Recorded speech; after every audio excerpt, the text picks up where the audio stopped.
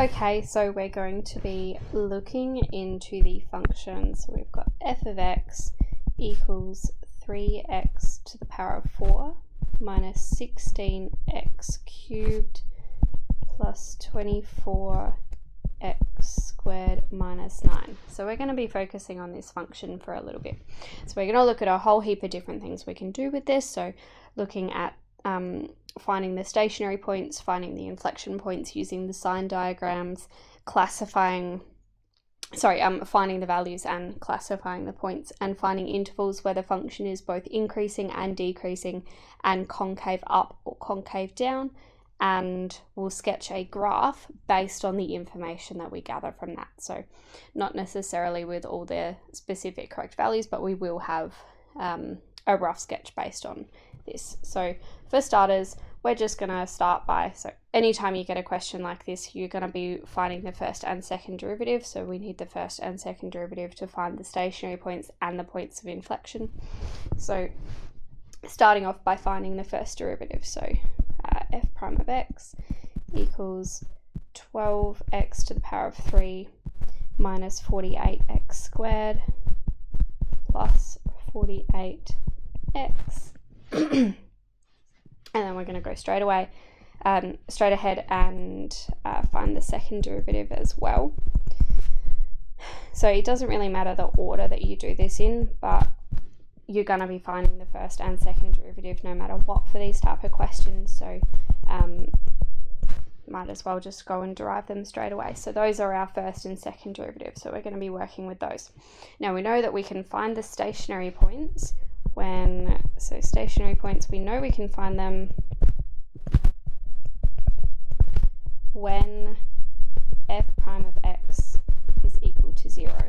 So that means we're going to be setting this equation here equal to 0. So we've got 12x cubed, take 48x squared plus 48x equals 0. And we're going to be factorizing that and solving for the possible values of x. So in this we have a common factor of 12x, so we can factorize that out and we're left with x squared take, I think that's 4x plus 4 equals 0. And then we can factorize this quadratic on the inside again, so this is a perfect square, so we end up with 12x and then x take 2 all squared. So x squared take 4x plus 4 is a perfect square expansion of the x minus 2 all squared. Okay, so now we've got the null factor law, so we either have 12x equals 0 or we have x take 2 squared equals 0. So solving for the possible values of x there, x is going to be equal to 0 or x is going to be equal to positive 2. And because this is squared here, this is a repeated root. So that means that in the graph, this is where it will come up and just touch the x-axis before going back in the other direction. So because that's squared, x equals 2 is a repeated root. So we'll keep that in mind for when we do the sign diagram as well. Now, which we're going to do in a sec, but before we do, we are also going to be finding the actual coordinates of the points. So this is something that is quite often missed out. So whenever you get your x values, you want to just chuck it back into the original equation, so back into our original function of x, to get the actual coordinates of where those points are. So when x equals 0, we're going to have f of 0. Now putting 0 in place of x in our original function. So remember, you want to make sure that you're doing it back into the original function, f of x, not back into the derivative. If you put it back into the derivative, you're only going to get 0 because that's how we got those points. So whenever you're finding the coordinates of a point, we're paying attention to where the original function is at that point. So f of 0, when we put 0 in for x, we end up with negative 9. And when we have x equals 2, f of 2, that works out to be 7. So that's something you can calculate. You can just chuck it in your calculator. That's not too hard to do. So we have points at 0, negative 9, and 2, 7. Okay, so if we look at the sign diagram for this, I'll do it down here so we can line it up. All right, so we're always labeling. So we're looking at the values of x, and this is for the first derivative. So make sure that you're labeling that nicely, and we're putting the two x values one when x is equal to 0 and one when x is equal to 2. These are the only two values that we need to worry about. Those are the only two that I'm putting on the sign diagram here. Now, to work out where this is positive or negative. So remember, the sign diagram for the first derivative, we can use that to find the intervals where the original function is increasing or decreasing. And we work that out by working out where the derivative is above or below the x-axis. So in order to do that, there's a few different ways you can do it. You can do it by substituting values either side of each of these coordinates here. So you can pick like a -1 and a 1 and a 3, and you can put those values into the derivative function. This time when you're testing points, you are putting them into the derivative to find out if it's positive or negative. But that is a time-consuming method. You can also put it into the calculator, you can graph it and see what the graph looks like. But if you're familiar with cubics, you can look at the equation here, and we're looking at the value of the coefficient of x cubed, which is our a value. And if that's positive, then the graph shape is going to be like this, where it starts increasing, then decreasing, then increasing again. So if you're familiar with cubics and the way that the graph works, this is when we have the value of a being greater than 0. So that's what the shape of this graph is going to look like. And we know from x equals 2 here, when we had x minus 2 in brackets squared, we know that x equals 2 is a repeated root. So that's the higher value. So that is where, so this is what our graph would look like, where that's the value of 2 and that's the value of 0. So where x is equal to 2, that's where it's just going to touch the axis and then keep going away up again. So that means that when x is less than 0 here, it's going to start off negative and then it's going to be positive, and after it touches down at 2, it's going to continue to be positive again. So that's our sign diagram for the first derivative. Okay, now at this point I can actually classify some stationary points, but I'm going to go straight into looking at the second derivative so that we can classify all of the stationary and points of inflection. So I'll do this up here. So we've got points of inflection.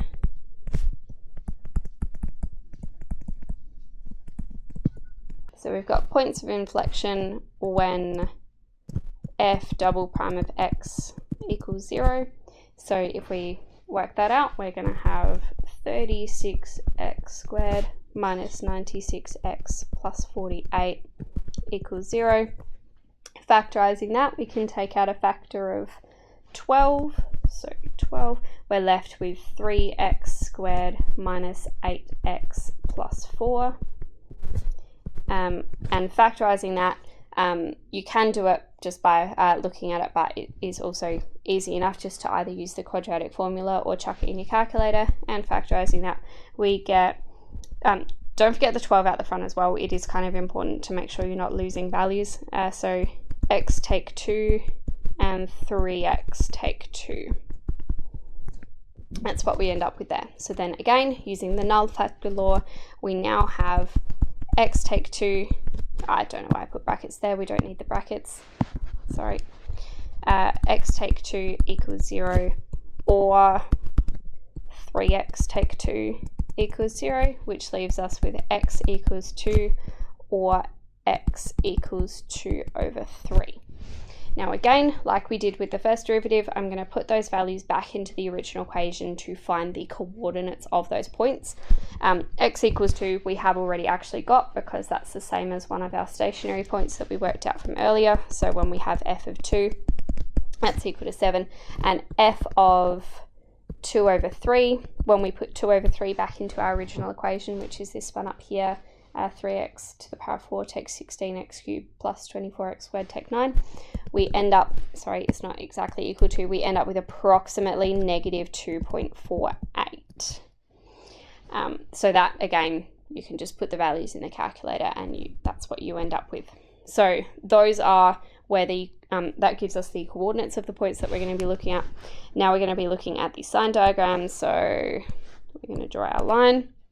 Now we're looking at x and f double prime of x. Our critical points on here are when x is equal to 2 over 3 and when x is equal to 2. it's important to make sure you're writing them in order from lowest to highest here. So make sure you don't have 2 and then 2 over 3. Make sure you're writing them in order like on a number line. And then to find out where the second derivative is negative or positive, also again, what we're going to do is look at that equation. So this is a quadratic, and quadratics, we're nice and comfortable with knowing that when a is positive, when that coefficient of x is positive, it's a concave up graph. So it starts positive, then goes negative, then positive again. So that's going to be our sign diagram for the second derivative. Now that we've got that, we can look at classifying them. So I'll just shrink these a little bit.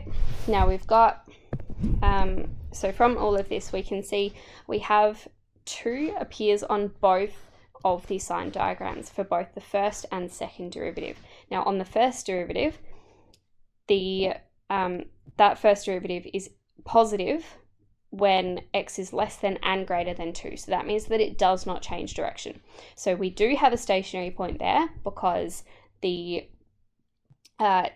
slope of the tangent at that point is equal to 0. So that we know that because f prime of x is equal to 0. So we know the slope of the tangent is equal to 0. So the tangent is horizontal. So there's definitely a stationary point, but it's not a turning point because it doesn't change direction. At 0, however, it does change direction, so it's negative, then it's positive, which means that at that point, we know that 0, negative 9, that point there, is a local minimum. Now, it's a minimum, it's a minimum because it's decreasing, then it's increasing. So when the first derivative is negative, then positive, it means that the original function is decreasing, then increasing, and it's a turning point at x equals 0. So 0, negative 9 is a local minimum of f of x. Now our other point here, when x is equal to 2, so we have 2 and 2, 7. Now that is a stationary inflection point. Stationary inflection. And we know that it is, so that is also backed up as being a stationary point of inflection by the second derivative here, because we have the second derivative is equal to 0 when x is equal to 2, and there is a change in sign. So if there was no change in sign here, this would actually not be a point of inflection. It would still be a stationary point because the derivative is equal to, the derivative is equal to 0. But if the second derivative is equal to 0, but there's no change in sign, then it is not a point of inflection. The graph does not change shape. It will continue to either be concave up or concave down at that point. So it is a stationary inflection because there is a change in sign in the second derivative here. Now the other point we're looking at here is when x is equal to 2 on 3. So that's where this is only appears on the second derivative. So that means that it's not a stationary point because it doesn't appear on the sign diagram for the first derivative.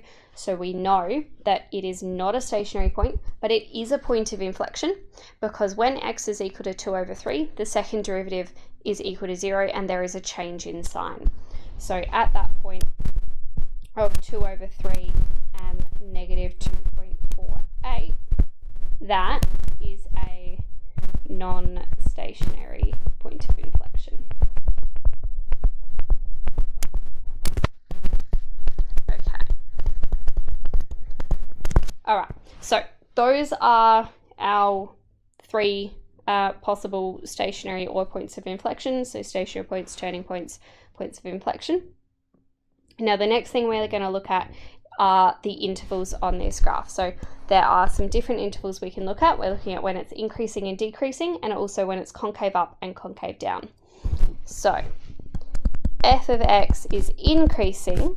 Now graphs are increasing when the first derivative is positive. When the first derivative is positive, that's when the original function is going to be increasing. So when we look at our first sign diagram here for the first derivative, it is increasing for these 2 intervals here. So between 0 and 2, and for when it's greater than 2. We don't have to specify that as 2 separate intervals because when we're talking about intervals of increasing, decreasing, we're including the stationary points in that interval. So we can just say x is greater than or equal to 0 because it is going to be increasing on the entire interval when x is greater than 0, including when it's at 2. Even though it's equal to 0, we still classify it as part of the interval where it's increasing. So make sure that we've got that equal to sign there. Okay, and f of x is going to be decreasing when the first derivative is negative. So that, if we look over here again, looking at the sign diagram of the first derivative, it's negative when x is less than 0. So, or less than or equal to 0. So make sure you do have that equal to sign in there. It is a key part of that interval. The only time we don't have the equal to bit in there is when we have an asymptote, because those values are not included in the interval because there are no values at those points. So when it's just a stationary point, then they are included in the interval. Okay, so that's increasing and decreasing. So now we're going to look at when it changes shape. So when it's concave up and concave down. So f of x is concave up. All right, so we're looking for concave up, we're looking for the second derivative to be positive. So when the second derivative is positive, that's this bit here. So when x is less than 2 over 3 and when x is greater than 2. So x is less than or equal to 2 over 3, or when x is greater than or equal to 2. And so f of x is concave down when x is, so we're looking at when it's negative here, so x is between, so it's greater than or equal to 2 over 3, and it's less than or equal to 2, so when it's between 2 over 3 and 2. Okay, so those are the intervals. So, all right, we've got a lot of information here. Now the last thing that we're going to do is sketch what this function is going to look like. So we're just going to do some rough axes. Okay, so now label that y and x. Now the key points that we're caring about, so we know that we're looking at our stationary points. So we know we've got a stationary inflection point when x is equal to 2. So if we, let's say 1, 2, we don't need to go higher than 2. So when x is equal to 2, let's put a point there. So y is positive, so this can be the point at 2, 7. We know we have a local minimum when x is equal to 0, y is equal to negative 9, so we can put a point down here. When x is equal to 0, y is equal to negative 9. That's going to be our local minimum, so that's our turning point. And we have a non-stationary point of inflection when x is equal to 2 over 3 and y is equal to negative 2.48. So that's going to be maybe about here. All right, so we can label that as 2 over 3 and negative 2.48. So this is very approximate, but as long as they're sort of in the right position, either above or below or left or right of an axis, then you're going to be all right. And as long as they're drawn as the correct shape as well. So this being a local minimum down here at 0, negative 9, that means we're going to be coming down and we're going to turn around at that point and we're going to come up. And this is the point where it switches from being concave up to concave down, so that's where it starts to turn around that way. And we have a stationary point here, so the tangent has to go to 0, but then it's going to come straight back up again. Oh, not straight back up, it's going to curve back up again. And then we can label that as f of x. So that is the approximation of what that curve will look like. Now the two things that don't really matter too much about when you're sketching these graphs are these axes intercepts. They don't matter so much because that's not really the point of what we're looking at here. We're mainly focusing on the stationary points, points of inflections, and intervals when it's increasing and decreasing. And that is all of that for that question. All right.